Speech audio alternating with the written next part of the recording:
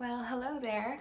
It's been a hot minute since I've done a video, so I thought I had some time today, so I figured it could be a good moment to take a little tea break and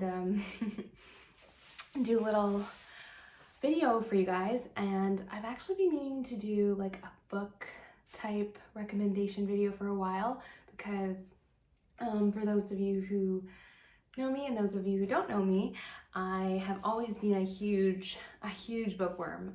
Ever since I can remember, I've always been super into reading. Since I was a little kid, I'd always have my nose in a book. I just think reading is it's like my thing, my hobby, but I think it's such a wonderful way to learn, to really obviously learn new information, to expand our minds and our curiosities, and really even escape obviously everyday life and get to know different people's perspectives and things. And so yeah, I just thought today would be a good time to talk about some books and that I've read over the past year, and some books specifically that I think could be, turned to for inspiration or for encouragement, because I know this year especially has been one that's been quite heavy and difficult for so many of us. So I thought, for those of us who need a little inspo and just a little bit, of an encouraging word and some maybe direction, I thought that these books were great go-tos for that, for my collection. So just gonna recommend, I think, about 5 books, and yeah, so in no particular order. Let's get started. Okay, so this one is the first book that I'm going to talk about. It's called All Along You Were Blooming. So this one's by someone named Harper Nichols, and I don't know if you guys have heard of her or seen her, but she's an illustrator who does beautiful artwork and also writes these poems. And so this was actually her first book that she's ever written. She's pretty popular on, you'll see her stuff on Pinterest or on Instagram a lot of the time, but she has just beautiful poetry within this book, and along with her own illustrations that she does, and they're just so lovely. I think it's just so, again, speaks to the heart. And she's also someone who I believe she's Christian, so she kind of comes at things from you'll hear the faith kind of woven into here, but I'm just gonna give you a little snippet of some of the stuff. Every time I'm feeling down or I just want to cozy up at night and just read something lovely, I go to this book, and it's a nice simple visual read. So here's a poem, a sample from her book. This one says, "May this season of waiting bend your heart toward adventure, an unexpected invitation to journey through the wild of where you are. For maybe, just maybe, you do not have to go very far to encounter something meaningful that will make the wait worthwhile." So she just has a bunch of really sweet poems and thoughts that are very simple and accessible, but yeah, I just feel like they really hit home. So this one is a really sweet, easy, encouraging read for folks. So definitely check this one out. Next up is this book. It's actually, I love this book too. This one is called 101 Essays That Will Change the Way You Think. And this one's by Brianna Wiest. And yeah, so this one is, it's got a bunch of different essays, again, that are quite thought-provoking and really help you to look at things in a different way. So she'll have different essays and chapters based on, different thoughts about, philosophical thoughts about life, and just ways to look at things differently. So let's take a look at some of the topics. So some include subconscious behaviors that are keeping you from hearing or having the life you want. That's the first essay. Another one is 10 things that emotionally intelligent people do not do. Another essay is the happiness of excellence, which sounds interesting. Another one is expectations you must let go of in your 20s. So yeah, she has such a range of different topics in here, and yeah, when I read it, I feel like this is a good book that kind of similar to the other one. Actually, all the books other than maybe one of the books I'll recommend. You can kind of just flip to on any given day and just pull at any page and take something from. So for example, here's one that I just happened upon that says, goals to set that are more about enjoying what you have than chasing what you don't. And she'll kind of have like lists of different, I guess, pieces of advice or words of wisdom that you can kind of take away. So for example, she'll say, make time for the friends you have more than you seek out the ones that you don't. Stop counting how many people are in your life as though hitting a certain tally will make you feel loved. Start appreciating how rare and beautiful it is to even just have one close friend in life. Not everybody is so lucky. Let me see if there's anything else in here. There are just some really kind of like the things that she writes, I feel like are conclusions that I'll arrive to on my own as well, but it's nice to have it written down here in a clear, concise way that makes sense and reminds you, I think, of certain truths. So here's another one that I've underlined actually. What was this topic on? This one was, the essay was how to become the kind of person who deserves the life you want. So I underlined this section. It says, surrendering to it is not accepting defeat. It's being honest. It's being real and messy and gorgeous and tortured and darkly nuanced and glimmeringly hopeful. That's what we're meant to be. The only thing we really want to transcend is the inability to be what we are as we are it. There's just as much value in the negative space. Not every second of your life has to be filled. A packed agenda is not success. Living to work as opposed to working to live is not a quality of life. Things are not split into times in which you're doing something that other people can quantify and times you're doing nothing. It's all important. Your deepest revelations happen in silent moments with yourself. And then it goes on to say, being crowded with people and appointments and ideas and creative outpourings wouldn't be so profound and stunning if it weren't also moments of aloneness and nothingness and mental drought. Time is not linear in the way we perceive it. Everything is happening all at once. You call into your experience that which you need and that which you are. You're never with and you're never without. You'll never receive and you'll never lose. You always were and you always are. That knowing is the foundation on which the real magic occurs. So yeah, I don't know if that was the best snippet, but there's just a lot in here that I appreciate about Brianna's writing that, again, really speaks to our souls and opening a new level of awareness and consciousness about the way that we look at life. And yeah, she's actually, I believe she kind of got big from, writing articles on the website Thought Catalog. I don't know if any of you guys have checked that out before, but that used to be a website that I would read all the time because it always had interesting articles and topics that different people would write on. So yeah, this one's a really great one as well. Okay, another one that I love is, everyone knows this one. This one is by our wonderful past First Lady, Mrs. Michelle Obama. Love her, she's a queen. So I read this one, I think it's been like 2 years ago.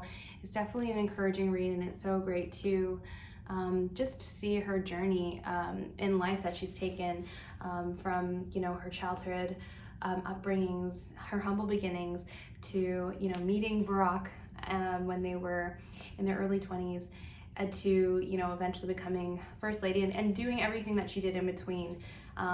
She's very real and authentic in this book, and I don't know, I think it's just amazing to see someone as wonderful and inspiring as her just start out the way she did and still continue to be this humble, intelligent, bold, assertive, kind, thoughtful, compassionate woman. And I think she's definitely a role model to myself and so many people around the world. And yeah, it was just encouraging to read her story and to see how everyone has a story, honestly, about ourselves and who we are in the midst of becoming as we endure different, things in life, trials and tribulations and joys and triumphs.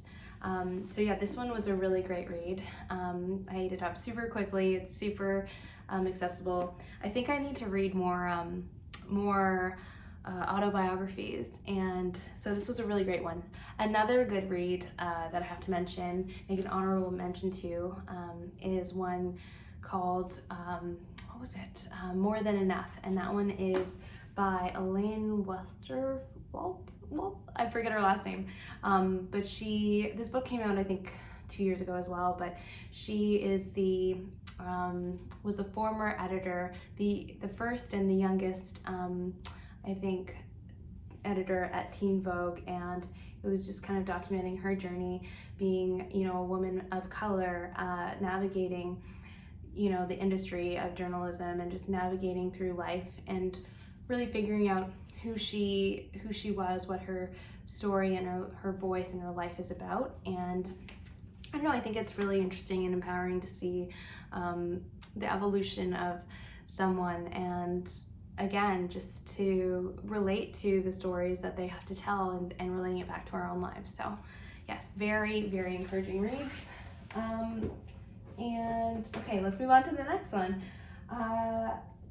This one is one actually that I got in just this past week, and it's called Dare to Bloom, Trusting God Through Painful Endings and New Beginnings. So I'm not done this one yet. And this one is by someone named Flores. So I was really excited to get this one. I actually pre-ordered this book early, like a few months ago. So it just came out, and again, this one's a beautiful read.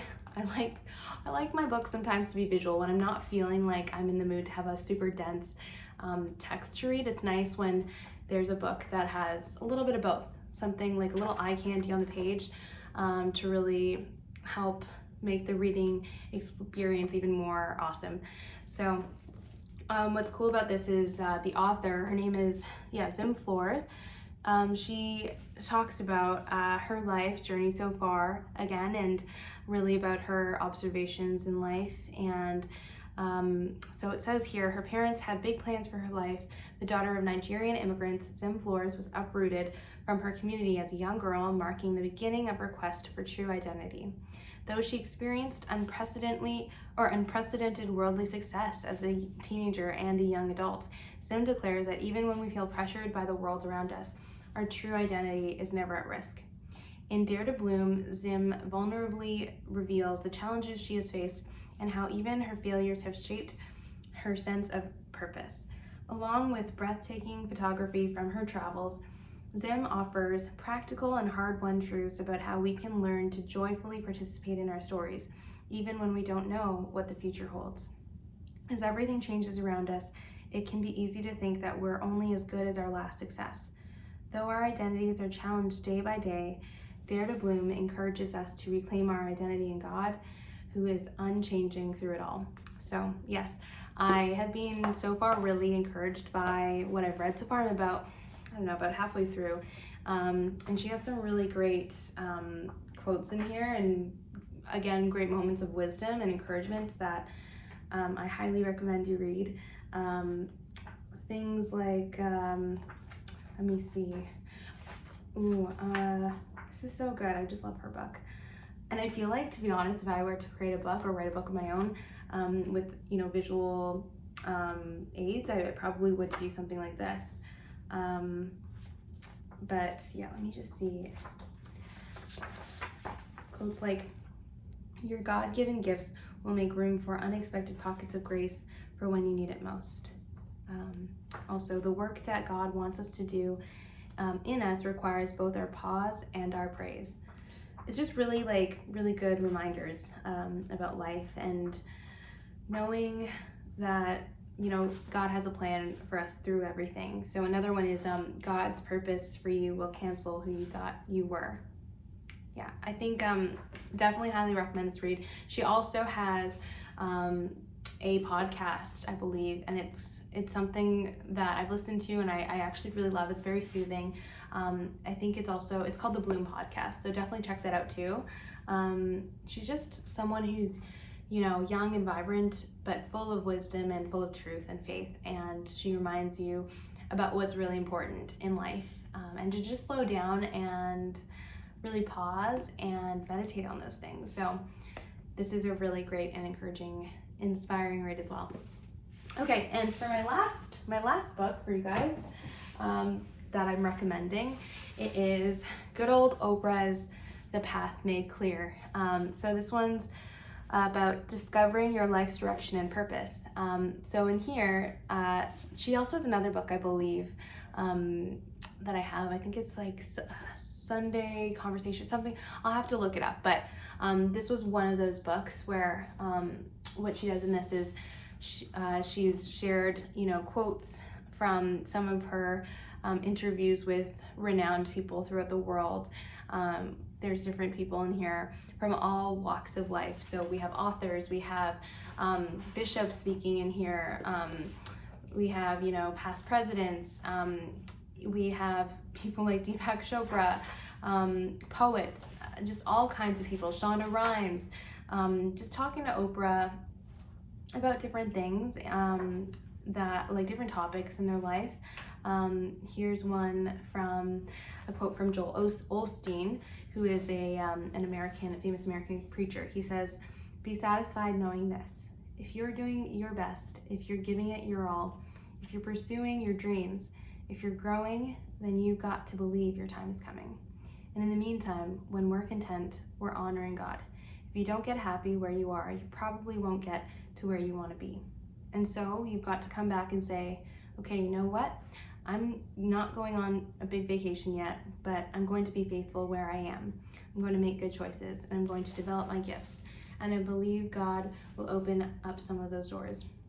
So there's just a lot of really beautiful things here that help to kind of make you ponder and think and pause about like where you are in life and the direction that you want to go in.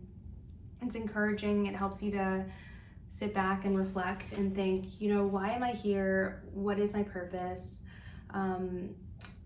It just helps you to really think deeper about our identities, where it is that we want to go, and what we hope to achieve and give back to the world as a whole.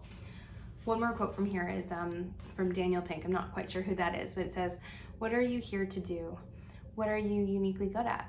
Add to that the importance of doing it persistently, being dogged. There are massive returns to doggedness." Let's see, another one is from, I'm kind of just pulling up these at random. I don't know who this is, but Caroline Miss. She says, "We have an intuitive voice in us. We are born intuitive. We are so intuitive that for most people, it's the source of their greatest suffering, because people hear when they've betrayed themselves.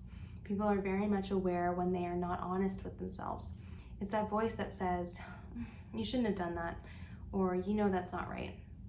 And then Oprah, this is a conversation between the two. She says, meaning things like, "You are still with this person, but you should have left 12 years ago." And then Caroline says, "This is the voice of your conscience. It's the voice of your gut instinct. It's the voice that you don't want to hear that never turns off. This is the part that says you should push and you should do this. So it's the part that keeps us moving and turning the wheel of life. It's also the part that says, this is it. You've done everything you can. That's as far as you can go. It will guide you. It will say, this is it." And then Oprah says, "So what you're saying is exactly what I've always believed and how I've operated. Once you accept when you have done everything that you can do, you surrender it. You let go to that power and energy that's greater than yourself. That's it. You've got to give it your all, give it your best, and then not be attached to the outcome." Yeah, so it's just little, again, reminders that are, I think, things that our souls know deep within. It's like quiet whispers. But yeah, it's nice to see it on paper and to be reminded of these things. So yeah, those are my recommendations for some encouraging and inspiring reads. I hope that if you need it, you'll look into books like this or these particular books, and that you'll find them helpful and uplifting, renewing and energizing in a way. It's really good to meditate on these things, on these good thoughts, on these positive affirmations and truths, especially when we're feeling lost, and to remember them, because that's how we get through life, is just remembering who we are, the truth and the heart of life at the end of it, and that you know, through everything. We're gonna make it through, and we're gonna be better for it all. So anyways, that's the video for today. I hope you enjoyed it, and yeah, I will talk to you next time. Stay tuned and subscribe if you haven't already. Okay, thanks a lot. Okay, bye for now.